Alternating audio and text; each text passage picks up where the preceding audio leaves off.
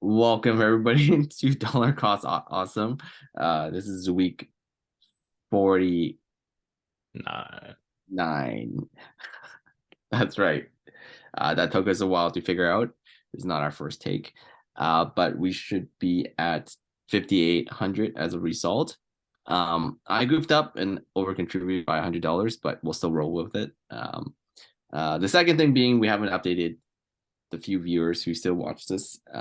We had a It's our oops. So this is kind of our like small big update, I guess. Um, so based on our discussion, our first take, I think I'm gonna go first and just quickly update you guys as to where I am in the portfolio. So like I said, we should be at 5,800, but I have $100 more. So we'll disregard that. But I am down 450 bucks. So my RSP is actually in positive, so that's rare for my portfolio.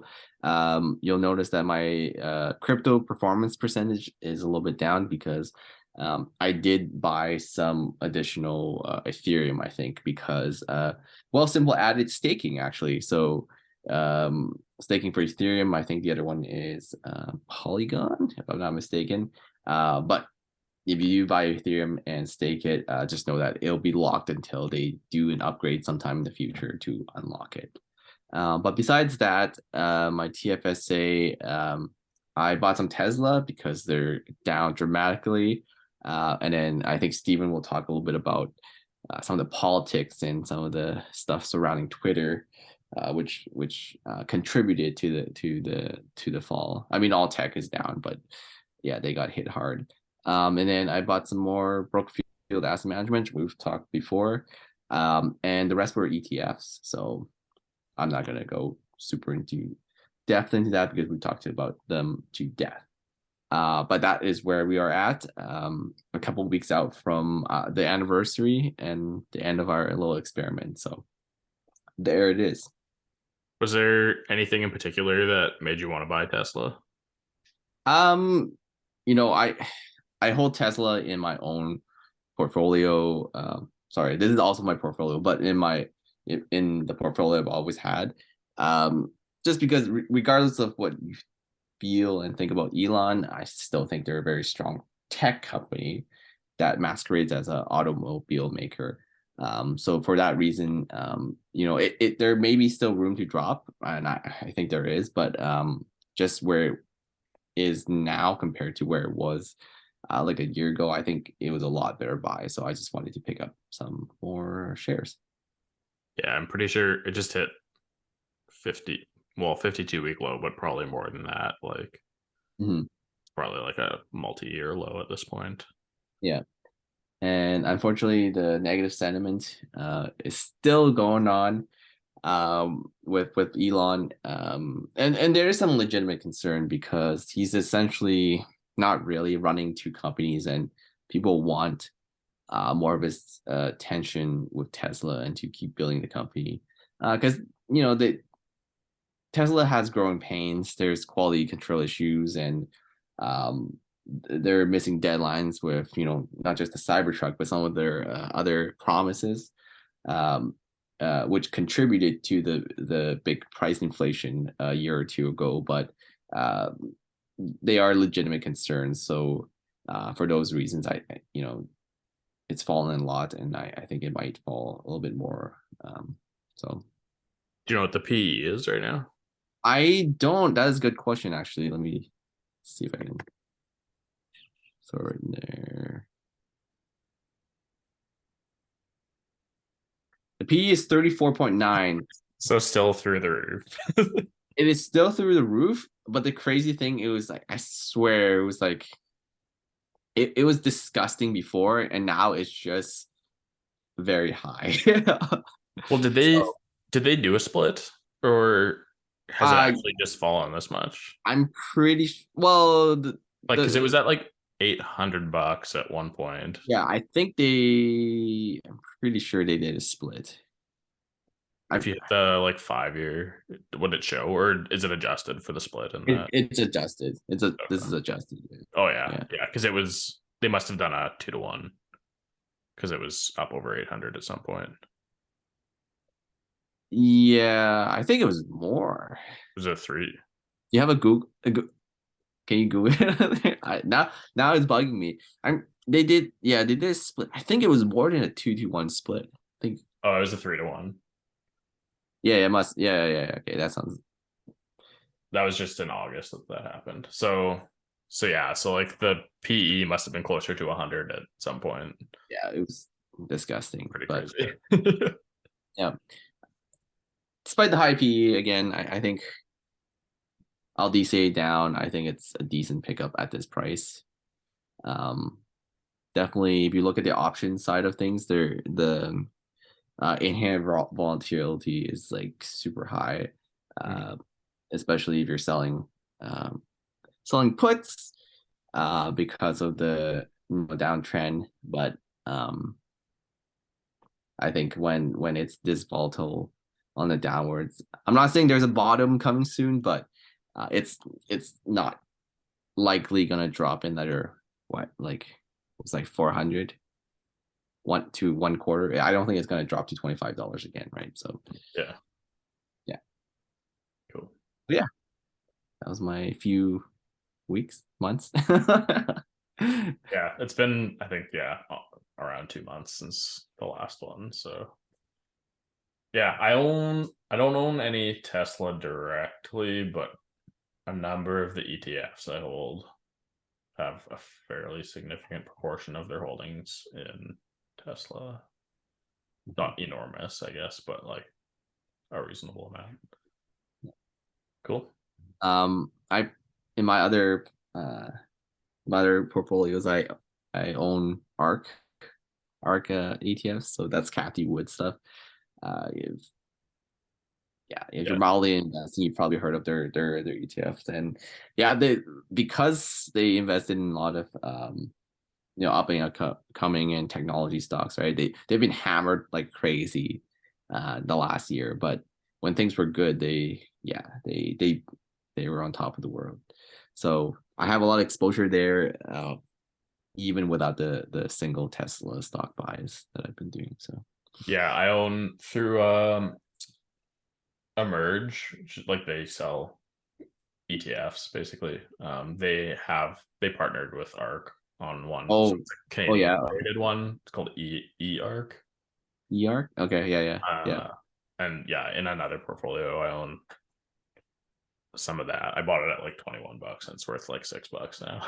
But maybe it'll bounce back. Yeah. Did we do it? Did we do a video on? Oh, maybe we never released it. But it's time in the market. Time in the market. Like time and time again. Uh, if you miss like the best 5 days, then you're like way behind, right? Like so, even in bad times, it's just holding on to it. And if anything, if you haven't gotten any entertainment from us, the one lesson to learn is just to like buy and hold, especially with ETFs, right? Um, I think if you buy a lot of individual stocks, you have to pay a little bit more attention as to when you want to exit. But yeah, S&P 500, all the other ETFs, buy and hold, and you'll come up winning. Usually. Usually, yeah. Let's hope we don't get another dirty 30 where literally it took a decade to even try and recover. Yeah, I think like any of the broad-based ETFs, because there's a lot of like sector-specific ETFs that Yeah, that's a good point. Yeah. do have a lot more risk than like an S&P 500 based one that's tracking a very large index of the biggest stocks, Mhm. compared to like that ARK one, for example, Yeah. like has all super volatile stocks. So Yes, that's true. I shouldn't. All ETFs are not equal. yeah, So just buy SPY, which is the S&P 500. Although for Canadians, I wouldn't buy SPY. There are other ones that we've talked about and that Steven's talked about that are better for as a Canadian to buy. Anyways. speaking of, yeah, so Yeah, so for example, like this XUU, this is like a broad-based US market one that covers like a very large portion of the biggest stocks in the US. But it's Canadian traded and traded in Canadian dollars, so you don't have to pay exchange rate or anything like that. But would have like basically the same stocks that you would be getting on an S&P 500 one. Yeah, I didn't have anything too eventful over the last couple months. Yeah, I guess it's been 7 weeks. But yeah, lots of ETF shares here. A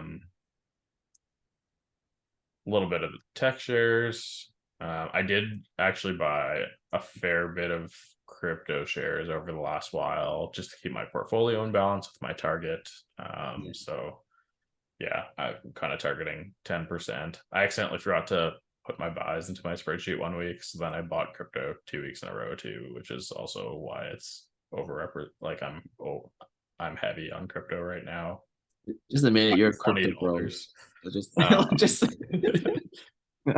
yeah, but yeah, so that was I did buy a fair bit of crypto over the last couple months here just because it's like prices are super low and I wanted to keep everything kind of within my target weights there. Yeah, so going forward, this last week here, I bought one share of each of these ETFs. This is emerging markets, European, and US. Yeah, so that put me a bit heavy on the indices. So yeah, next week I'll see where the market's at, but probably look at maybe buying a share of the oil and gas one here because that one's low within my sectoral weighting and overall. So probably do that. Yeah. But yeah, nice. nothing too exciting going on there. And only down 5%. That Yeah. is amazing in this economy. Yeah, it's not too bad. It's jumped a lot around like the last month or so. Like I was actually doing better. I was down only less than 4%. Yeah. Then it went to 7.5, then bounced back a little bit this last week. But yeah, the markets are all crazy right now. Interest rate announcements are still coming through. I think there was a little bit of a rally with that last US announcement because they actually only raised it 50 basis points or 0.5% relative to the last, what is that, 2 quarters basically. They've raised it, what is that, 3% in about 2 quarters, I guess, 8 months. I guess that's more than 2 quarters, but yeah, that softening of the rate of increase from 75.75% to 0.5%. I think the market was a little bit happy about that. Yeah. Yeah. So we were just talking before recording, and labor markets are still strong. So I think the really optimistic people were saying, they're gonna slow down quickly and then stop in the first half of 2023, depending on where the labor market goes and what happens with inflation. I think the outlook's been changed to the end of 2023 before they stop. They're gonna do like 50-50 and then 25 maybe near the end of 2023, before they probably do the whole stop, wait and see. But who knows? That's where it's headed right now as of early 2023, first week of it. Yeah, but keep an eye out on things. I know a lot of people, last year were getting more into cash. And based on that analysis, some people are still holding on to cash. Um, but when things recover and they do recover in a V shape, it can happen very, very quickly. So have cash, great. But maybe don't wait until the end of the year before you start dumping everything back in the market. If you see buying opportunities like Steven does, he does his analysis. Yeah, and you see stuff you've always wanted, slowly enter in. Yeah. Yeah, it'll be an interesting year. Lots of banks. So I'll share this quick. I get all my news from meme accounts. So Nice. but yeah, this is a summary of all the major US banks projections of a recession. And so yeah, of these 8, 1, 2, 3, 4, 5, 6 are projecting a recession. And they're kind of all over the place from when they think it'll happen, from spring to end of year. Most of them are saying modest or mild. Ooh, Morgan Stanley saying no recession. That's actually kind of interesting. Yeah. So yeah, I guess it'll be like, obviously if we hit a recession, like the market will probably go down. But we'll have to wait and see here. Mm-hmm. Awesome. Cool. All right, I guess we didn't talk about Twitter, but all I was really gonna say was, yeah, that there's probably been a bit of a ding to Tesla just because Elon's over at Twitter blowing Yeah. up the company. And Yeah. He's ripping it apart, and who knows what he wants to do with it. yeah, Um, slightly tangent. Amazon, you probably heard a lot of other companies, they're laying off a bunch of people as well. So there'll be layoffs have begun, for those tech companies. Um, it's not, I mean, with the way things are, that there was layoffs expected, but it's also compounded with, companies just like over hiring during, like, once COVID started, somewhat changing and things were opening, people were in panic. So that made the problem a lot worse um, than what we would have seen now otherwise. So yeah, investment in tech is drying up too. Like institutional investment in tech companies is not at all what it was 18 months ago. So people are trying to preserve, like, this is less so the case with like the giant companies, but with a lot of tech companies, they're laying people off to protect their runway because cash flows are down between like actual revenue plus cash from investors. So mhm, they're just kind of proactively downsizing a bit too, I think. yeah, But for sure. Cool. If there's nothing else, that's week 49, 8, 49, yeah. 49. Yeah. So we got 3 more, 4 Three more. more, 3 more, 3. Yeah.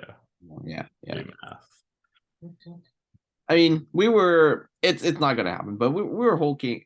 Well, okay, maybe for your portfolio, we were hoping that it would be like positive, but who knew there would be a recession slash not recession that's happening now and all the things that happen. So, um, I don't know.